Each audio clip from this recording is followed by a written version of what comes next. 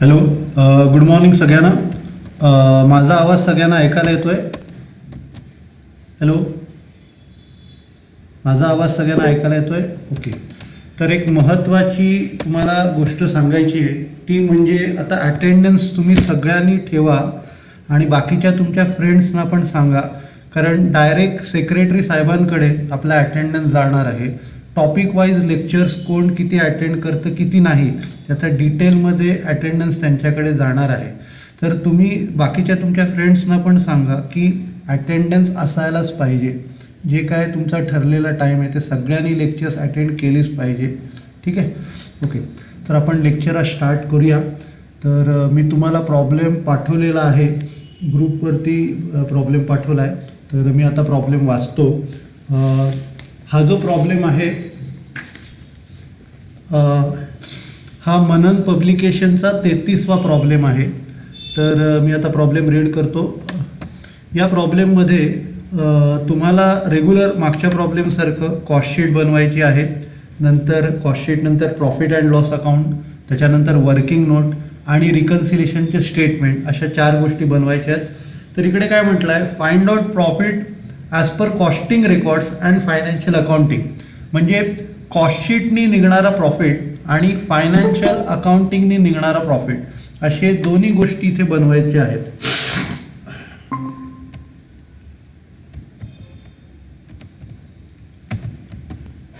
हां, तर कॉस्टिंगने निघणारा प्रॉफिट आणि फायनान्शियलने निघणारा प्रॉफिट अशा दोन्ही गोष्टी इकडे बनवायच्या आहेत. आणि इकडे 2 प्रॉडक्ट आपण बनवतोय, तर आपल्याला एक टोटलचा कॉलम पण बनवायला लागेल. दोन्ही प्रॉडक्टसाठी आपल्याला कॉस्ट पर युनिट आणि टोटल कॉस्टचा कॉलम बनवायला लागेल. आणि शेवटला आपल्याला टोटलचाही कॉलम बनवायला लागेल. ठीक आहे? तर याच्यात माहिती काय काय दिली आहे. Number of units produce and sold, किती युनिट्स बनवले आणि विकले. प्रॉडक्ट एचे 600 बनवले आणि प्रॉडक्ट बीचे 400 बनवले. नंतर टोटल डायरेक्ट मटेरियल किती लागलं. एचं 3600, बीचं 2800. टोटल डायरेक्ट वेजेस, एचं 3000, बीचं 2400. सेलिंग प्राईस पर युनिट, प्रत्येकाची सेलिंग प्राईस पर युनिट, एचे 25 रुपये, बीचे 30 रुपये. पुढे आता ही जी वरची इन्फॉर्मेशन आहे ना, ही इन्फॉर्मेशन दोन्हीकडे कॉमन आहे. म्हणजे तुम्ही कॉस्टशीट बनवा किंवा प्रॉफिट अँड लॉस अकाउंट बनवा, ही टेबलमधली इन्फॉर्मेशन दोन्हीकडे सेम आहे. आणि खालची जी इन्फॉर्मेशन आहे, खालची इन्फॉर्मेशन त्याच्यात त्यांनी दिलेलं आहे कुठली इन्फॉर्मेशन कशासाठी आहे. आता वर्क ऑन कॉस्ट किंवा पर्सेंटेजमध्ये असं काय दिलं असेल तेव्हा ती कॉस्टशीटची इन्फॉर्मेशन असते. तर वर्क ऑन कॉस्ट म्हणजे वर्क ओव्हरहेड्स. तर work overheads is 80% of the direct wedges and office on cost at 20% of work cost. म्हणजे ही जी इन्फॉर्मेशन दिली ही कॉस्टशीटची दिली आहे. म्हणजे वर्क ओव्हरहेड्स हे वेजेसच्या 80% आहे. वर्क ओव्हरहेड्स किती आहे? वेजेसच्या 80%. आणि ऑफिस ऑन कॉस्ट म्हणजे office overheads. Office on cost म्हणजे ऑफिस ओव्हरहेड्स. तर ऑफिस ओव्हरहेड्स हे किती आहेत? वर्क कॉस्टच्या 25%. वर्क कॉस्टच्या 25%. त्याच्यानंतर द ॲक्च्युअल वर्क एक्सपेन्सेस, म्हणजे ॲक्च्युअल शब्द आला तर profit and loss account. Actual शब्द आला तर कुठला खर्च? प्रॉफिट अँड लॉस अकाउंटचा खर्च. Amounted to 4500. ॲक्च्युअल किती आला आहे? 4500. आणि ऑफिस एक्सपेन्सेस 3900. ऑफिस एक्सपेन्सेस किती? 3900. There was no opening or closing stock. Opening किंवा क्लोजिंग स्टॉक आपल्या या प्रॉब्लेममध्ये नाही आहे. ठीक आहे? तर आपण स्टार्ट करूया प्रॉब्लेम. मी स्क्रीन शेअर करतो.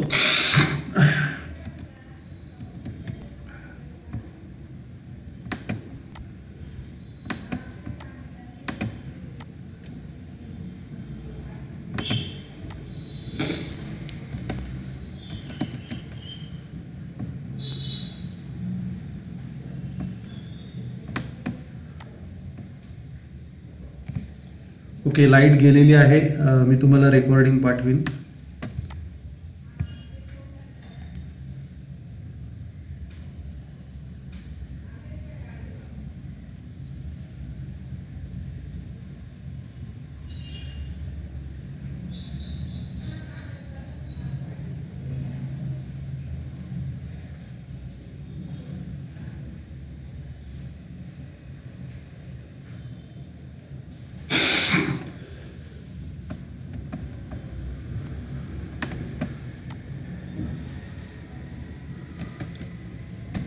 ओके, तर आपण सम चालू करूया. तर या प्रॉब्लेममध्ये आता आपल्याला सगळ्यात पहिलं फॉर्मॅट ड्रॉ करायचा आहे. हा मनन पब्लिकेशनचा 33वा प्रॉब्लेम आहे.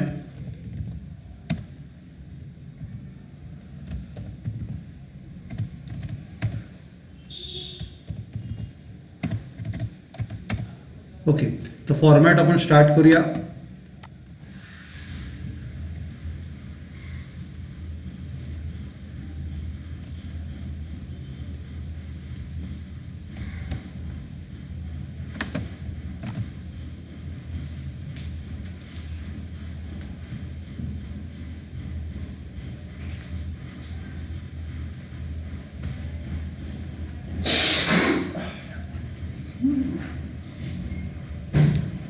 तर इथे आपल्याला कंपनीचं नाव दिलेलं नाही आहे in the books of question mark. Cost sheet for तो पिरियड पण आपल्याला दिला नाही म्हणून इकडे क्वेश्चन मार्क दिला. नंतर पर्टिक्युलर्स, प्रॉडक्ट ए, प्रॉडक्ट बी आणि टोटल कॉस्ट असे आपले कॉलम आहे. तर प्रॉडक्ट एमध्ये प्रॉडक्ट एचे 600 युनिट्स आपण बनवले, प्रॉडक्ट बीचे 400 बनवले. ठीक आहे, आणि प्रत्येक याच्यामध्ये कॉस्ट पर युनिट आणि टोटल कॉस्टचा कॉलम, प्रत्येक याच्यामध्ये कॉस्ट पर युनिट आणि टोटल कॉस्टचा कॉलम. आता आपण प्रॉब्लेम स्टार्ट करूया. तर सगळ्यात पहिलं इथे डायरेक्ट मटेरियल दिलेलं आहे आपल्याला. तर डायरेक्ट मटेरियल जे इथे दिलेलं आहे ते आपल्याला दिलं आहे, ती डायरेक्टली टोटल आपल्याला दिली आहे 3600 आणि 2800. तर 3600 2800 हे टोटल कॉस्टमध्ये येतील. आणि आपण काय करणार आहोत, इथे या दोघांची टोटली आपल्याला करायची आहे. इथे या दोघांची टोटली आपल्याला करायची आहे. आता आपण काय करणार, 3600ला 600नी डिवाइड करणार. 3600ला 600नी डिवाइड करणार. ते 2 डेसिमलपर्यंत आपण घेणार, 2 डेसिमलपर्यंत घेणार. आणि 2800ला 400नी डिवाइड करणार. 2800ला 400नी डिवाइड करणार आणि ते पण 2 डेसिमलपर्यंत घेणार. ते पण किती डेसिमलपर्यंत घेणार, 2 डेसिमलपर्यंत. तर पहिलं डायरेक्ट मटेरियल झालं. डायरेक्ट मटेरियल नंतर डायरेक्ट वेजेस. डायरेक्ट वेजेस पण तसंच करायचं आहे आपल्याला. डायरेक्ट वेजेस 3000 दिलाय, डायरेक्ट वेजेस 3000 दिलाय आणि इकडचं 2400 दिलाय. 3000 आणि 2400, 3000 आणि 2400 घेतल्यानंतर आपल्याला टोटल घ्यायची, आपल्याला टोटल घ्यायची आहे 5400. ओके, आता परत डिवाइड करायचं आहे 3000ला 600नी, 3000ला 600नी डिवाइड करायचं आणि 2400ला 400नी डिवाइड करायचं, 2400ला 400नी डिवाइड करायचं. नंतर त्याची टोटल येते प्राईम कॉस्ट. त्याची टोटल काय येते, प्राईम कॉस्ट. तर प्राईम कॉस्ट आपण घेऊया, सगळ्यांची टोटल घ्यावी लागणार. तर इकडे पहिल्यांदा आपण इथे टोटल कॉस्टची टोटल घेऊया. ती आली 6600. नंतर कॉस्ट पर युनिटची टोटल, परत इथे बीची टोटल, बीची प्राईम कॉस्ट घेऊया आणि कॉस्ट पर युनिट घेऊया आणि शेवटला टोटल कॉस्टची टोटल. तर इथे आपण प्राईम कॉस्ट कॅल्क्युलेट केली.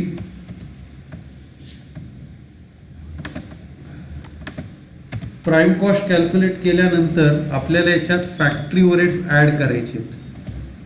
फॅक्टरी ओव्हरहेड्स आपल्याला याच्यात ॲड करायचे आहेत. तर फॅक्टरी ओव्हरहेड्स आपल्याला क्वेश्चनमध्ये दिलेत डायरेक्ट वेजेसच्या 80%. तर इथे लिहायचं 80% ऑफ डायरेक्ट वेजेस.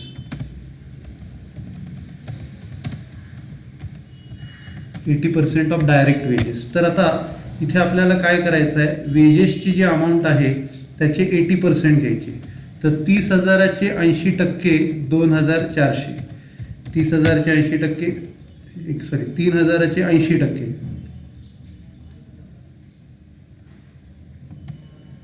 अच्छा 3600 झाले. ते 3000चे 80% 2400 होतात. 3000चे 80% 2400, 2400चे 80% 1920. आणि नंतर रेट काढायचा आपल्याला, याचा 4.80 आणि याचा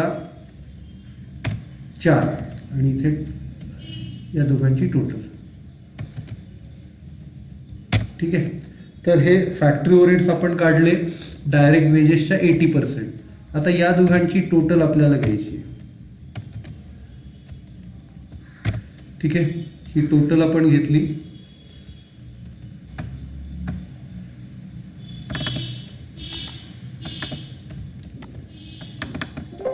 ओके, तर आपण आता ही जी टोटल घेतली ही वर्क कॉस्ट आहे. फॅक्टरी ओव्हरहेड्स ॲड करून आपल्याला मिळते फॅक्टरी कॉस्ट किंवा वर्क कॉस्ट, एकच आहे. फॅक्टरी किंवा वर्क कॉस्ट, आणि हे पण जे वरचं आहे फॅक्टरी किंवा वर्क ओव्हरहेड्स. ओके, आता याच्यात आपण काय करणार, ऑफिस ओव्हरहेड्स ॲड करणार. Add office overheads. तर ऑफिस ओव्हरहेड्स क्वेश्चनमध्ये दिलेले आहेत. ऑफिस ओव्हरहेड्स 25% सांगितलेत, वर्क कॉस्टच्या 25%. 25% ऑफ वर्क कॉस्ट.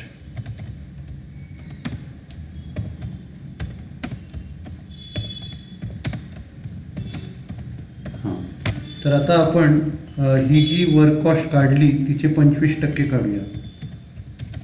तर हे 2250, नंतर 1780, आणि मग या दोघांची टोटल आपण घेऊया. कॉस्ट पर युनिट काढू. कॉस्ट पर युनिट काढल्यानंतर मग टोटल घेऊया.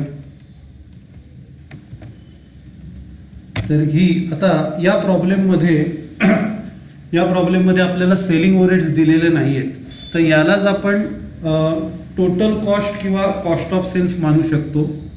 आणि क्लोजिंग स्टॉक पण नाही आहे, ओपनिंग स्टॉक पण नाही आहे, तर याला डायरेक्ट आपण टोटल कॉस्ट किंवा कॉस्ट ऑफ सेल्स असं मानूया.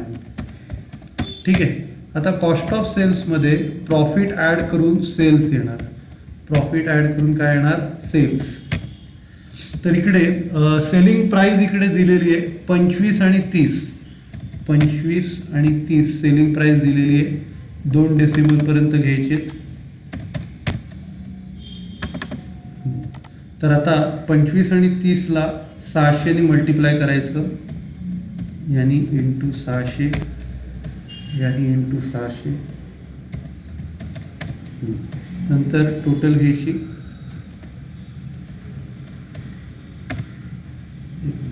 टोटल ओके, या दोघांची झाली. टोटल घेतली. आता आपल्याला प्रॉफिट काढायचं आहे. प्रॉफिट कसं येणार, सेल्स आणि टोटल कॉस्ट मधला फरक म्हणजे प्रॉफिट. इथे प्रॉफिट कॅल्क्युलेट करूया.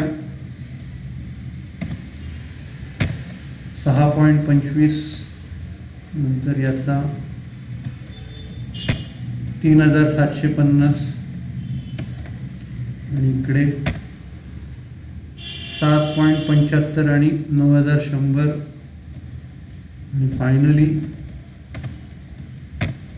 12850.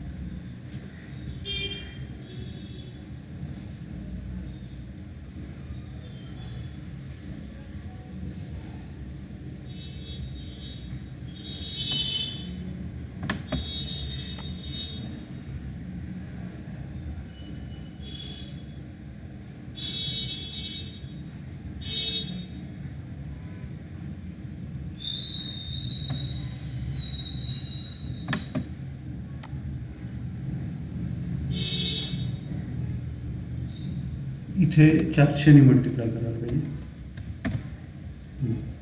तर इथे प्रॉफिट आला 3750, इथे 3100, टोटल 6850 आपला प्रॉफिट आला. आता याच्यानंतर आपल्याला प्रॉफिट अँड लॉस अकाउंटचं स्टेटमेंट बनवायचं आहे.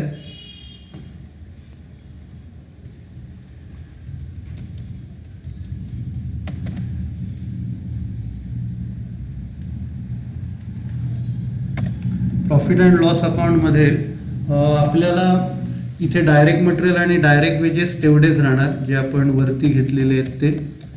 डायरेक्ट मटेरियल आपले जे आहेत ते आपण 6,400 घेतले तेवढेच राहणार, 6,400. डायरेक्ट वेजेस पण तेवढेच राहणार,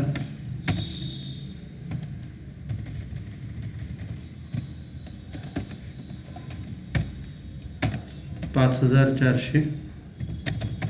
त्याच्यानंतर फॅक्टरी ओव्हरहेड्स आणि ऑफिस ओव्हरहेड्स हे बदलतील. फॅक्टरी ओव्हरहेड्स क्वेश्चनमध्ये दिलं आहे 4,500 आणि फॅक्टरी ओव्हरहेड्स 4,500 दिलेत आणि ऑफिस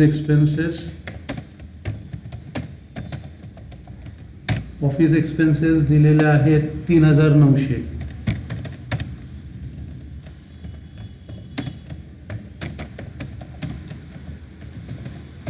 आता डायरेक्टली सेल्स घ्यायचं कारण बाकी या प्रॉब्लेममध्ये काहीच नाही आहे. डायरेक्टली सेल्स घ्या जे कॉस्ट शीटमध्ये घेतलेत आपण 27,000 आणि मग इकडे प्रॉफिट कॅल्क्युलेट करूया टू नेट प्रॉफिट. म्हणजे थोडक्यात याच्यात फक्त दोनच आयटम कंपॅरिझनला घ्यायचे आहेत, फॅक्टरी ओव्हरहेड्स आणि ऑफिस ओव्हरहेड्स. डायरेक्ट वेजेस आणि डायरेक्ट मटेरियल सेमच आहे दोन्हीकडे, तर ते घ्यायचे नाहीत. फक्त फॅक्टरी ओव्हरहेड्स आणि ऑफिस ओव्हरहेड्स हे एवढेच घ्यायचे. तर ही 27,000 टोटल आहे. आता आपण नेट प्रॉफिट कॅल्क्युलेट करूया. 27,000तनं हे सगळ्या बाकीच्या गोष्टी आपण मायनस करू, ते आलं 6,800. तर हा 6,800 आणि 6,850, तर 50 रुपयाचा फरक काय येतोय ते आपल्याला इकडे कम्पेअर करायचं आहे. ठीक आहे.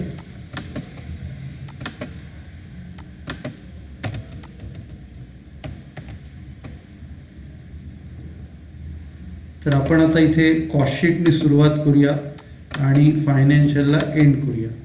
तर आपलं वर्किंगचं टेबल बनवूया, कॉस्टिंगला सुरुवात करू आणि फायनान्शियलला एंड करूया.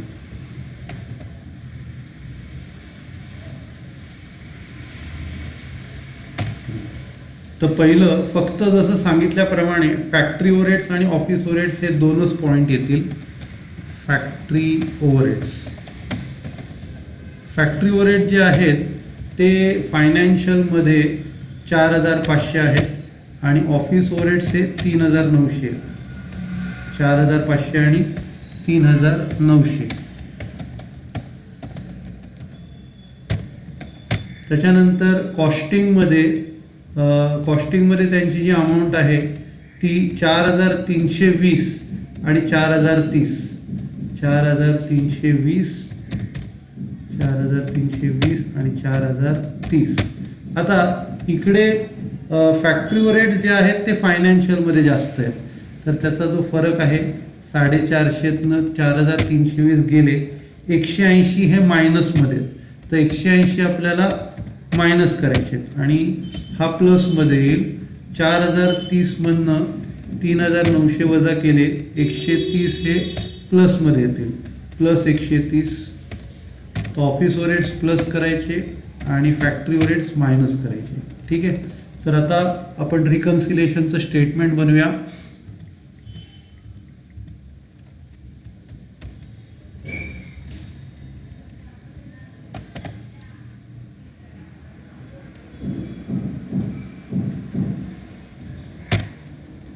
आता इथे आपण स्टार्ट कुठून करणार आहोत, कॉस्टिंगने.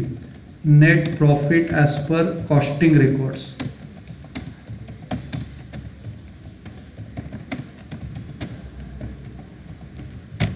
कॉस्टिंगचा जो प्रॉफिट आहे तो आपल्याला दिलाय 6,850. नंतर ॲड. आता इथे ॲड काय करणार आहे, ऑफिस ओव्हरहेड ॲड करणार. ऑफिस ओव्हरहेड कॉस्टिंगमध्ये जास्त आहे, तर over absorption of office overheads 130 रुपये आपण ॲड करणार.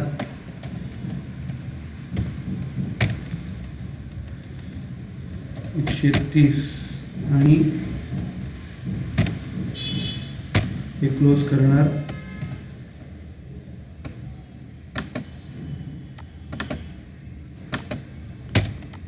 आणि लेस करणार फॅक्टरी ओव्हरहेडचे 180 ते कॉस्टिंगमध्ये कमी आहेत तर under absorption, less under absorption of factory overheads, under absorption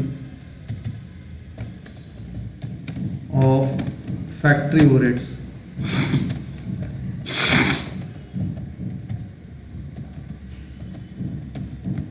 तर याची अमाऊंट आहे 180.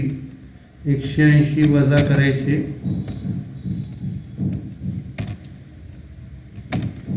नंतर नेट प्रॉफिट ॲज पर फायनान्शियल रेकॉर्ड्स.